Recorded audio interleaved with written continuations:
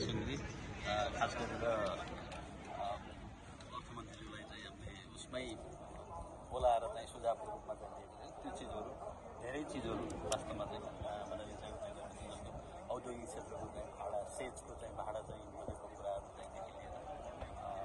धेरै चिजहरू पोइन्टमा चाहिँ धेरै छ। अब यो हामीले चाहिँ के हेरेको छौँ भने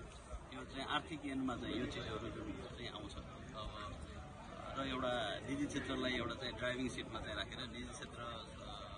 हरेक चाहिँ व्यावसायिक एक्टिभिटीमा चाहिँ निजी क्षेत्रलाई अगाडि सार्नुपर्छ भन्ने जुन निजी क्षेत्रको हामीले चाहिँ सुझावहरू चाहिँ दिएको थियौँ।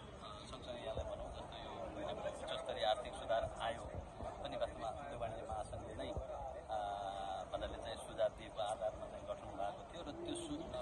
उच्चस्तरीय आर्थिक सुधार आयोगले दिएका चाहिँ धेरै चिजहरू वास्तवमा चाहिँ गरेको चाहिँ छ। त्यो हिसाबमा पनि मलाई लाग्छ यो यसले जुन 6% चाहिँ आर्थिक वृद्धि दर हुन्छ भनेर चाहिँ प्रक्षेपण गरेको छ। मलाई लाग्छ यो विगतका अनुभवका हिसाबले हेर्दाखेरि यस्तो चाहिँ होइन, यस्तो छ कतिपय चिजहरू चाहिँ के छ भने जस्तो यहाँले हेर्नुभयो भने जस्तो केही चिज भन्नाले बजेटमा चाहिँ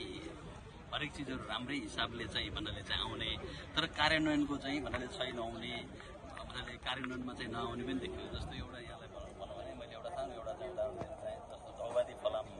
कारखाना चाहिँ वास्तवमा त्यो प्रत्येक बजेटमा चाहिँ भन्नाले आउने चाहिँ गरेको चाहिँ छ तर त्यो चाहिँ इम्प्लिमेन्ट चाहिँ भएको छैन। जस्तो अहिले पनि त्यो चिजहरू चाहिँ आएको छ तर आशा गरौँ भन्नाले यो चाहिँ अहिले आएको चाहिँ बजेटमा चाहिँ आएको चाहिँ चिजहरू कार्यान्वयन चाहिँ हुन्छ भन्ने